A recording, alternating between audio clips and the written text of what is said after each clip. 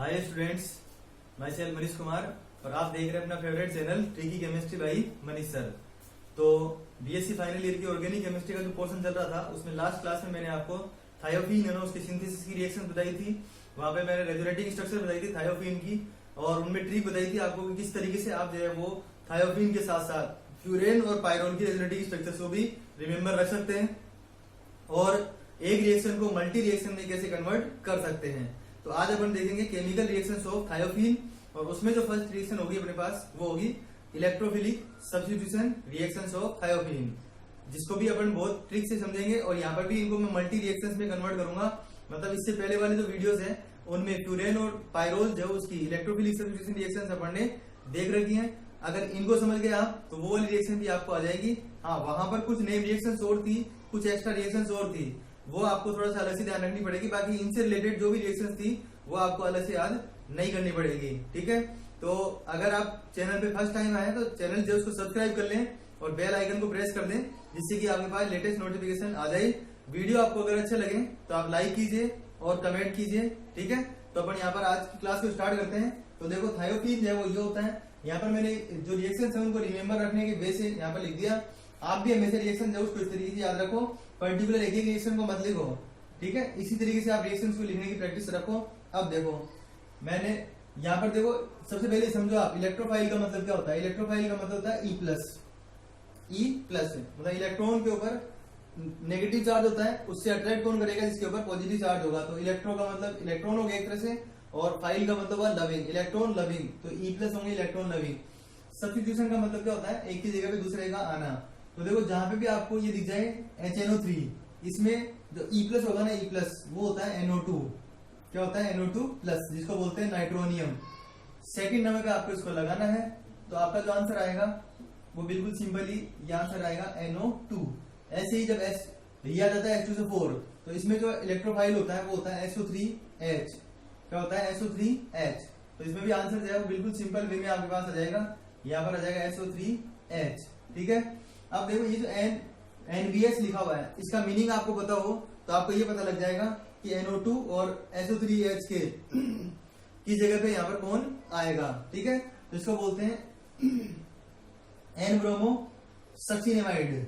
ठीक है, तो ब्रोमो आ गया इसके अंदर, ब्रोमो। तो ब्रोमो आ गया, इसका मतलब क्या हुआ, यहाँ पर जो अटैच होगा वो क्या होगा Br। N-ब्रोमो सक्सिनेमाइड मतलब सक्सिनिक एसिड से सक्सिनेमाइड बना, उसमें भी जो एमाइड है उसका एक वैलेंसी की जगह पे क्या लगा हुआ है, ब्रोमीन लगा हुआ, ब्रोमीन।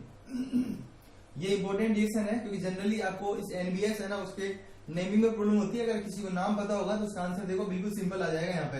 अब इसमें देखो, इसमें आपको डायरेक्ट दिख रहा है I2, तो I2 दिख रहा है यहाँ पर, तो आप आंसर जो है वो क्या दे देंगे, यहाँ पर क्या आ जाएगा, I आ जाएगा। ऐसे ही ये जो रिएक्शन होती है वो एक नेम रिएक्शन होती है जिसमें भी एसिटिल क्लोराइड या एसिटिक एनहाइड्राइड, ये जो अपन ने लिया है उसको बोलते हैं एसिटिक एनहाइड्राइड, जिसमें भी एसिटिक एनहाइड्राइड और उसके साथ या तो AlCl3 या H3PO4 ये सब आ जाते हैं तो उसको बोलते हैं फ्रीडल-क्राफ्ट रिएक्शन। क्या बोलते हैं, फ्रीडल-क्राफ्ट रिएक्शन। और इसी को ही फ्रीडल-क्राफ्ट एसाइलेशन भी बोलते हैं, फ्रीडल-क्राफ्ट एसिलीकरण। ठीक है, तो इसके अंदर देखना कौन जुड़ेगा यहाँ पर, तो फ्रीडल-क्राफ्ट एसिडीकरण में एसिड ग्रुप जुड़ता है। एसिड ग्रुप कौन सा, एसिड ग्रुप, और एसिड ग्रुप होता है CH3CO, जिसको इस तरीके से लिखेंगे COCH3। इसमें देखो, इसमें ये भी एक इंपॉर्टेंट रिएक्शन है।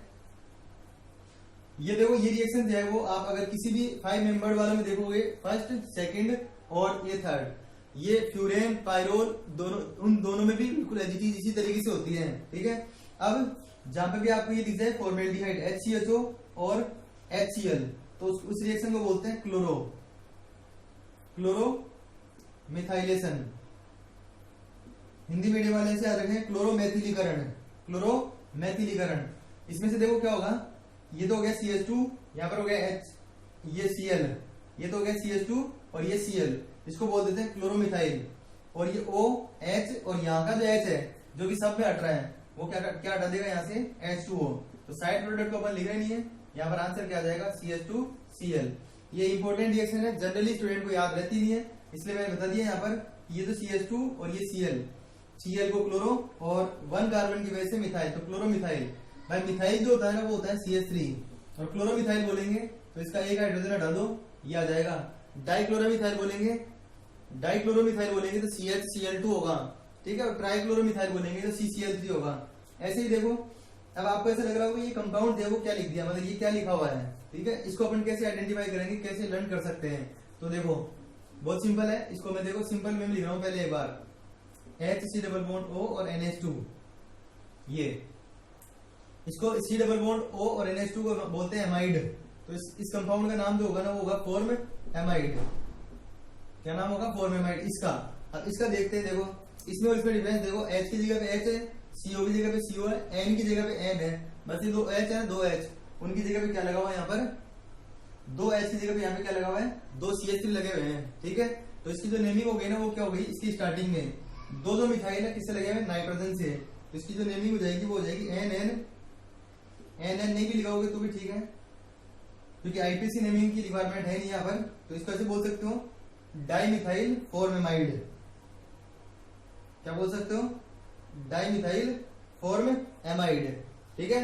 समझ में आ गई बात। डाइमिथाइल क्यों बोल रहे हैं, क्योंकि दो CH3 आ रहे हैं इसके अंदर। और फॉर्मेमाइड क्यों बोल रहे हैं, क्योंकि ये इससे फॉर्म हो रहा है, ठीक है। इसमें देखो इसमें क्या आंसर आएगा, तो जब भी आपके पास ये आ जाए तो जो फॉर्म ग्रुप है, फॉर्म ग्रुप मतलब ये वाला ग्रुप, ये ग्रुप है ना, ये ग्रुप ये यहाँ पर आके अटैच हो जाता है।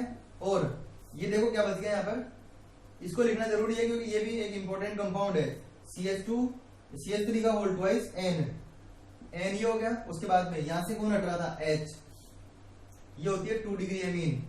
कौन सी एमीन, 2 डिग्री एमीन, द्वितीयक एमीन होती है ये, ठीक है। तो देखो जब भी ये आ जाए तो NO2 लगाना है, जब भी ये आ जाए SO3H लगाना है। इसमें मैंने बता दिया आपको इस कंपाउंड का नाम पता होना चाहिए, फिर उसके बाद इजी हो जाएगी रिएक्शन। तो ब्रोम आ रहा था इसलिए ब्रोमीन हो गया, आई यहाँ पर है तो आई हो गया। फिडेल-क्राफ्ट रिएक्शन में असाइलेशन का मतलब ही ये होता है CH3CO ग्रुप का अटैच होना, ठीक है। इसमें मैंने बता दिया ये CH2 और ये Cl, तो CH2Cl क्लोरोमिथाइलेशन, ठीक है। इसमें देंगे तो NN डाइमिथाइल फॉर्मेमाइड से रिएक्शन कराई POCl3 फॉस्फोरस ऑक्सीक्लोराइड की प्रेजेंस में, तो यहाँ पर कौन अटैच हो गया, CHO, ठीक है। अब देखते हैं नेक्स्ट जो रिएक्शन है उसको देखते हैं। तो देखो अब जो नेक्स्ट रिएक्शन है वो इसकी रिएक्शन इससे कराने के लिए बोल रहे हैं, किसके साथ, HgCl2 के साथ।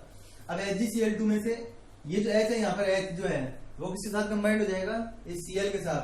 तो आपके पास जो आंसर बचा, यहाँ पर जो आंसर बचा वो क्या बचा, HgCl। एक Cl तो किसके साथ कंबाइंड हो गया, H के साथ, ठीक है। तो यहाँ पर क्या बच गया, HgCl। उसके बाद में ये जो रिएक्शन है ये बिल्कुल इंपॉर्टेंट रिएक्शन है, ये पहले भी आपके जो फ्यूरेन था उसके अंदर भी आई थी। ये जो N लिखा हुआ है N, इसका मतलब नंबर नहीं है, ये N का मतलब है स्ट्रेट चेन में है 4 कार्बन। ये जो 4 कार्बन जुड़े हुए हैं वो कौन सी चेन में, स्ट्रेट चेन के अंदर कंबाइंड हो रखे हैं, ठीक है। तो देखो करना क्या है, करना ये है कि इसका एक हाइड्रोजन किसके साथ कंबाइंड हो जाएगा, इसके साथ। तो क्या हो जाएगा, C4H10 और ये लिथियम यहाँ पर आ जाएगा। ये एक थोड़ी बड़ी रिएक्शन है लेकिन इजी है। यहाँ पर आ जाएगा लिथियम और प्लस में अगर साइड प्रोडक्ट के लिए बोलेंगे, उधर हटने वाले प्रोडक्ट के लिए बोलेंगे तो क्या आ जाएगा, NC4H10, क्या आ जाएगा, NC4H10। फिर से कह रहा हूं N का मतलब नॉर्मल है, क्योंकि कई बार N लगाते हैं ना स्टार्टिंग में, इसका मतलब होता है नंबर, बहुत ज्यादा संख्या है इसकी, जैसे बहुलक में पॉलीमर में लगाते हैं। लेकिन यहाँ पर N का मतलब है ब्रांच, मतलब उसकी जो चेन है ना, चेन उसका टाइप है ये। उसके बाद में देखो इसकी रिएक्शन कराने के लिए बोल रहे हैं CO2 के साथ। जब भी CO2 के साथ किसी भी कंपाउंड की रिएक्शन कराते हैं तो CO2 हमेशा ऐड होता है, एडिशन रिएक्शन हो जाती है, मतलब क्या हो जाती है, एडिशन रिएक्शन। तो देखो इस तरीके से आंसर आ जाता है ये COOLI, मतलब कार्बोक्सिलिक एसिड का लिथियम सोल्ट हो गया, लिथियम सोल्ट, ठीक है। उसके बाद में देखो यहाँ पर जो है रिएक्शन क्या आएगी, मतलब इसकी HCl से रिएक्शन कराता हूँ मैं, इसके नीचे कर देता हूँ, चलो HCl से रिएक्शन करवा रहे हैं इसकी, तो ये जो H है H वो इसकी जगह पे उठ जाएगा और Cl उसके साथ चल जाएगा। तो आपका जो आंसर आ गया ना, आंसर यहाँ पर वो क्या आ गया, COOH। अब देखो रिएक्शन यहाँ पर बहुत सारी हो गई आपके पास, लेकिन उनमें से इंपॉर्टेंट रिएक्शन जो है वो कौन कौन सी है मेरे अकॉर्डिंग। सबसे पहले NBS, ठीक है, N ब्रोमोसक्सिनेमाइड। नेक्स्ट रिएक्शन है ये फिडेल-क्राफ्ट एसाइलेशन, ये थोड़ा कम इंपॉर्टेंट है इसमें। और ये क्लोरोमिथाइलेशन, ये इंपॉर्टेंट है। और ये फॉर्म जो डाइमिथाइल फॉर्मेमाइड से रिएक्शन करवा रहे हैं, ये वाली इंपॉर्टेंट है। और एक जो है लिथियम के साथ अपन ने रिएक्शन करवाई है, N-ब्यूटाइल लिथियम के साथ, ठीक है। तो इसके अंदर जो है ना, ये साइड प्रोडक्ट को आप नहीं भी लिखेंगे तो भी चलेगा, बाकी आप इस तरीके से इन कंपाउंड्स को याद रख सकते हैं। इस तरफ भी लिख सकते हो इनको, यहाँ पर जो हट रहे हैं उनको। ये तो मैं आपको रिएक्शन याद रखने के लिए बता रहा हूँ कि इस तरीके से यहाँ पर हटा सकते हैं। तो ये तो थी अपने पास जो थायोपीन होता है उसमें इलेक्ट्रोफिलिक सब्स्टिट्यूशन रिएक्शंस। अब एक दो रिएक्शन और हैं जिनको एडिशन रिएक्शंस बोलते हैं। एडिशन का मतलब होता है कि कुछ ऐड होगा यहाँ पर, रिमूव कुछ भी नहीं होगा, ठीक है। और एडिशन रिएक्शन ओनली कौन देता है? Unsaturated compound. हमेशा ध्यान रखना, जिस कंपाउंड में डबल बॉन्ड या ट्रिपल बॉन्ड होते हैं, जिस कंपाउंड में डबल बॉन्ड या ट्रिपल बॉन्ड होता है ना, ओनली वही एडिशन रिएक्शन देता है। एडिशन रिएक्शन कौन देते हैं? जिनमें क्या होता है, डबल बॉन्ड या ट्रिपल बॉन्ड। तो फर्स्ट टाइप की रिएक्शन अपन ने देख लिया। सेकेंड टाइप की रिएक्शन देखो, सेकेंड टाइप की रिएक्शन कौन सी बता रहा हूं मैं? एडिशन रिएक्शंस, ठीक है। इसमें आपको मेनली जो है ना, मेनली हाइड्रोजन का एडिशन इसके साथ याद करना है, ठीक है। अब देखो, एक बॉन्ड को हटाएंगे यहां से तो एक हाइड्रोजन यहां पे लगेगा, एक हाइड्रोजन यहां पर लगेगा। इसका मतलब क्या हुआ कि एक डबल बॉन्ड को रिमूव करने के लिए 2 हाइड्रोजन की रिक्वायरमेंट है, तो दोनों डबल बॉन्ड रिमूव करने के लिए 4 हाइड्रोजन की यहाँ पर रिक्वायरमेंट होगी। कैटलिस्ट ले सकते हैं यहाँ पर निकल, जिसको कभी कभी बोल देते हैं रेने निकल। ये रेने का मतलब इसकी फॉर्म है ये, ठीक है। सॉरी, डबल बॉन्ड नहीं आएगा, अब हट जाएगा ये। इस तरीके से अपन इसको लिख सकते हैं। अब आप सोच रहे होंगे कि सर हाइड्रोजन कहाँ गए, तो देखो यहाँ पर हाइड्रोजन, इसकी वैलेंसी कितनी पूरी हो रखी है? 3। एक वैलेंसी फ्री है, इसका मतलब एक हाइड्रोजन है यहाँ पर। यहाँ पर देखो आपके पास 2 वैलेंसी जो है ना कंप्लीट हो रखी है, 2 फ्री है, इसका मतलब सब जगह पे 2-2 हाइड्रोजन आ गए। इसमें क्या थे, एक हाइड्रोजन थे, इसमें क्या हो गए, 2-2 हाइड्रोजन यहाँ पर हो गए, ठीक है। तो कहने का जो मतलब हुआ वो हुआ कि अगर जैसे ये थायोपीन है, इसमें 4 हाइड्रोजन एक्स्ट्रा आ गए, तो क्या बोल दोगे इसको? Tetra hydrothiophene, tetra hydrothiophene. तो इस तरीके से जो थायोपीन है उसमें एडिशन रिएक्शन भी हो सकती है। अगर आप यहाँ पर क्लोरीन से रिएक्शन करवाते हैं तो इसमें 4Cl यहाँ पर अटैच हो सकते हैं, ठीक है। और अगर क्लोरीन का टेम्परेचर कम करके मतलब -30 डिग्री सेल्सियस पे करवाते हैं तब तो इलेक्ट्रोफिलिक सब्स्टिट्यूशन रिएक्शन होगी। और अगर जनरली इस तरीके से करवा रहे हैं तो एडिशन रिएक्शन होती है। तो आज की क्लास में अपन ने जो थायोपीन है उसकी जो केमिकल रिएक्शंस होती है, कौन कौन सी केमिकल रिएक्शंस होती है, तो देखो आपको पता भी लग गया होगा कि एडिशन रिएक्शन में तो अपन ने एक ही रिएक्शन देखी है। बाकी जो इलेक्ट्रोफिलिक सब्स्टिट्यूशन रिएक्शन है उनके अंदर ही इसमें से क्वेश्चन पूछ जाते हैं। चाहे आप कोई भी यूनिवर्सिटी में पढ़ रहे हो, उसमें ये ट्रिक है ना, उनको यूज करो आप। और जो मैं ट्रिक बता रहा हूँ ना आपको, उन ट्रिक्स को अप्लाई करके देखो, आपके आंसर आएंगे। बिल्कुल कंफर्म है कि आपके आंसर जो है वो आएंगे, ठीक है। तो इसी तरीके से आप चैनल के साथ बने रहिए, ज्यादा से ज्यादा स्टूडेंट तक इन वीडियोस को पहुंचाइए जिससे कि वो भी इनका बेनिफिट उठा सके। Thanks for watching.